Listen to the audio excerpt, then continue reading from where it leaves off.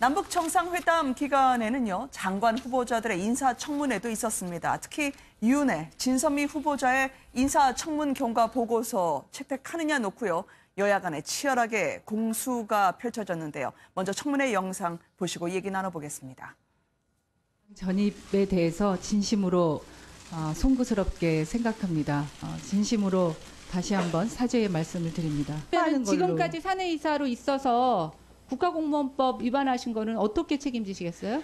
실제적인 매출이 거의 없는 그런 회사였기 때문에 본인도 이게 사내이사를 겸직하고 있었다는 걸 인지하지 못했다고 합니다. 동성애에 대한 어떤 확고한 입장을 가지고 계시는데 그렇다고 후보자께서 동성애자는 아니시죠? 그 질문은 조금 위험한 발언이셔서 네. 질문 자체가 또 어떤 차별성을 담는 질문일 수 있습니다. 대통령과 동성애에 대해서 이견을 갖고 있는 장관과 철학이 반대 아닙니까? 의뢰인으로 만나게 된 수많은 사람들, 성소수자들, 그 친구들도 나랑 똑같은 사람이다. 10년이 지나도 바뀌지 않는 자신의 모습 속에서 부모에게도 버림받고 자기의 삶을 마무리하려고 했던 이 손에 그어진 자국을, 저는 그 손을 잊을 수 없습니다. 장관 후보자 인사청문 보고서가요, 이윤혜 후보자를 제외하고는 4명이 채택이 됐습니다. 그리고 조금 전에 문재인 대통령이요, 일제히 임명장을 수여하기도 하지 않았습니까? 김 변호사님, 일단 윤곽이 어떻게 잡혔나요? 네, 일단은 나머지 4명 가족, 여성가족부 장관, 고용노동부 장관, 산업통상자원부, 그다음에 국방부는 전부 다 일단은 전부 채택이 됐고 임명장을 수여받았는데, 이제 문제는 이윤혜 교육부 장관 같은 경우에는 이 청문 보고서 채택이 불발되는 그런 상황이죠. 그래요? 그래서 이윤혜 교육부 장관 같은 경우에 이제 다시 한번 그 청문 국회에 이제 결의를 요구하는 청와대에 어떤 그 요구서가 있을 예정이고요. 네. 그 기한을 아마 10일 이내로 정해서 통보를 할 겁니다. 이제 그 안에 다시 한번 결정을 해주고, 그럼에도 불구하고 다시 불발이 된다고 하면은 아마 청와대에서 양자택일을 하게 되겠죠. 그 임명을 처리하거나 아니면은 이제 그대로 임명을 강행하거나 이제 그렇게 될 텐데, 나머지 내 후보들 좀 굉장히 논란이 많기는 했지만, 사실은 뭐 진선미 여성가족부 장관 같은 경우에 4시간 정도 진통 끝에 결국에는 이제 채택이 됐고, 나머지 분들 같은 경우에는 이제 별다른 진통 없이 이렇게 잘 약간 수월하게 진행된 것 같습니다, 비교적. 진선미 여가부 장관 같은 경우는 이제 취임식 없이 업무를 바로 시작을 했다고 하는데요. 아까도 이제 성소수자와 관련한 발언을 했던 것 같은데, 한국당 이종명 의원이 던진 동성애 문제까지요, 어떤 점들이 이렇게 쟁점이 된 겁니까? 대놓고 후보자께서 동성애자가 아니냐, 뭐 이런 질문까지 나오게 됐는데요. 우리가 군인권센터 소장 지난번에 김성태 자유한국당 원내대표가 얘기를 하면서 성정체성의 혼란을 겪고 있다, 이런 얘기를 해서 많이 회자가 된 적이 있는데, 여기에 대한 변호를 진선미 의원이 했다는 겁니다. 그러다 보니 거기에 엮어서 동성애에 대해서 어떻게 생각하는지, 동성애자는 아닌지에 대한 얘기들이 나왔던 것 같고요. 실질적인 청문회장에서 나왔던 얘기들을 보니까 이 기독교를 믿는 경우에는 이 동성애에 대해서 배치되는 교리들이 있지 않습니까? 거기에 대해서 이제 어떻게 생각하냐고 계속 동성애에 대한 문제를 제기하기 시작했고, 근데 여기에 대해서 이제 민주당 의원들이나 청문회에 참석해 있는 사람들 입장에서는 성소수자에 대한 발언들을 가지고 이렇게 청문회장이 이슈 쟁점화시키는 것에 대해서 굉장히 부적절하다라는 얘기들이 오갔던 것 같습니다.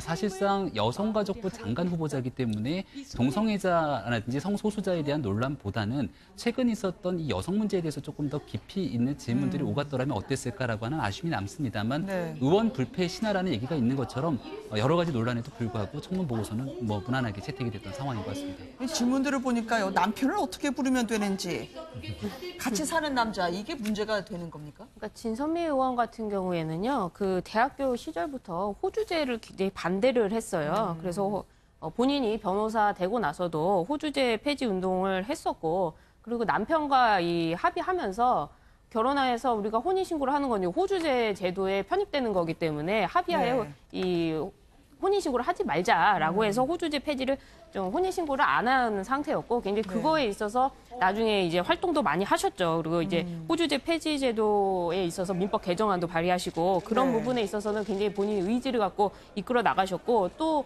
아기 문제도 그런데요. 이분이 유산을 2번이나 하셨어요. 그래서 이제 아기를 낳지 않고 차라리 그 아기를 낳는 에너지로 우리가 사회활동을 굉장히 많이 하자라고 하면서 그런 일변의 일을 많이 하셨기 때문에 네. 어떤 지금 논란이 되고 있는 배우자에 대한 그 같이 사는 남자라고 하는 부분은 아마 본인이 그렇게 살아온 의미에서 사회적인 운동 그리고 호주제 폐지 그리고 본인과 같이 함께한 그 배우자에 대한 그런 얘기를 이 법적인 용어를 쓰지 않고 이제 네. 동반자로서 얘기를 하신 거로 보이고요. 네. 김선미 여가부 그 가족부 장관 후보자 입장에서는 어떤 여성가족부에 있어서 여성 그리고 뭐 청소년 가족 이 부분에 있어서는 본인이 여태까지 해온 그런 사회운동과 좀 저는 비슷하다고 생각을 합니다. 그래서 그렇군요. 어떤 동성애 논란이 되고 있지만은 그건 좀 일부분이라고 생각을 하고 있고요. 그래서 후보자로서 평가되는 데는 뭐 진선미 후보자 같은 경우에는 무난했다 이렇게 평가하고 있습니다. 네. 왜냐하면 차기 총선에 나갈 거냐 하면 대부분의 후보자들이 뭐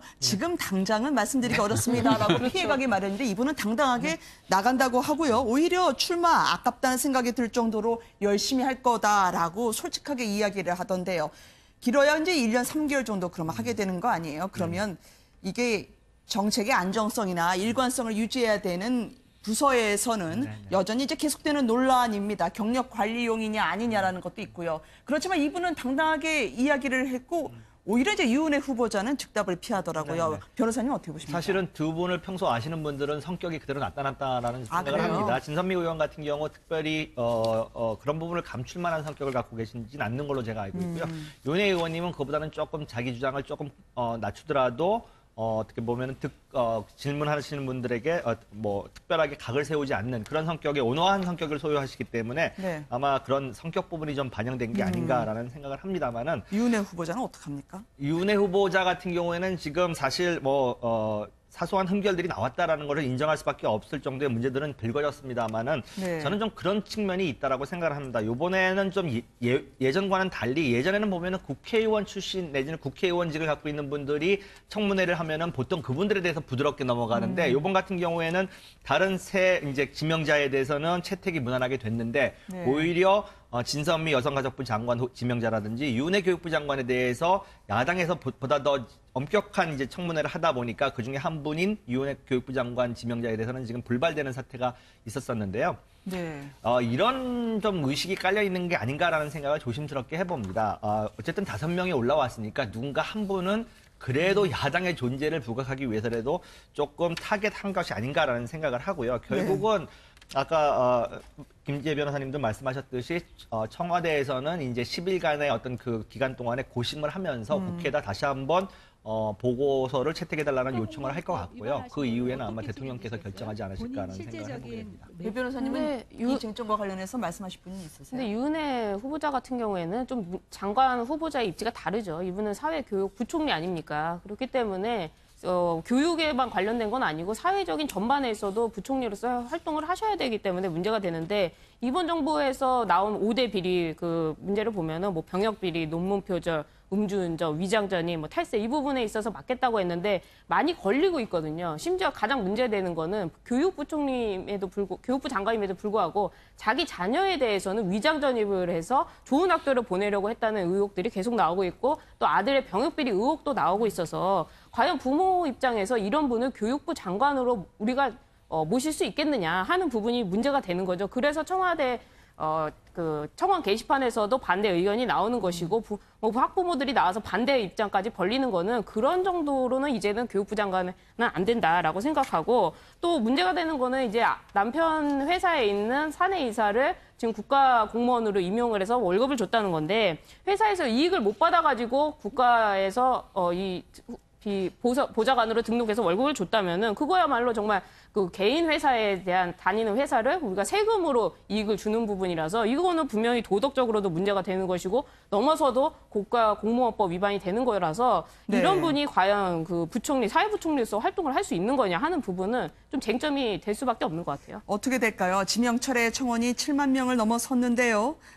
아직 불투명합니다. 임명이 그대로 될지요, 아닐까요? 문재인 대통령의 스타일로 보게 되면은 이 스스로가 지명 처리를 하진 않을 것 같습니다. 그러니까 아마도 유은혜 후보자가 본인 스스로 거취를 결정하기 전까지 문재인 대통령과 청와대 입장에서는 아마 강행하려고 하는 의지를 보이지 않을까라는 생각이 드는데요. 네. 지금 있게 되는 여러 가지 문제들은 도덕성에 관한 흠결입니다만은 뭐 청와대 청원에 올라오는 내용들을 종합해 보면 이 교육부 장관으로서의 전문성에 관한 문제의 지적을 상당히 많이 합니다. 네. 지금 이웃나라 일본 같은 경우는 아베 총리가 집권하는 시작부터 교육개혁에 대한 강도를 강하기 시작하면서 이 교육개혁에 대해서 여러 가지 성과들을 내고 있는 상황인데 대한민국이 사실 여러 가지 측면에서 교육개혁을 해야 되는 가장 중요한 절대절명의 시점에 있는 거거든요.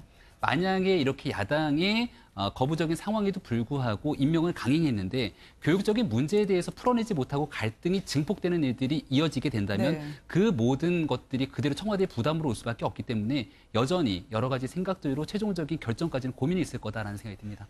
네, 알겠습니다.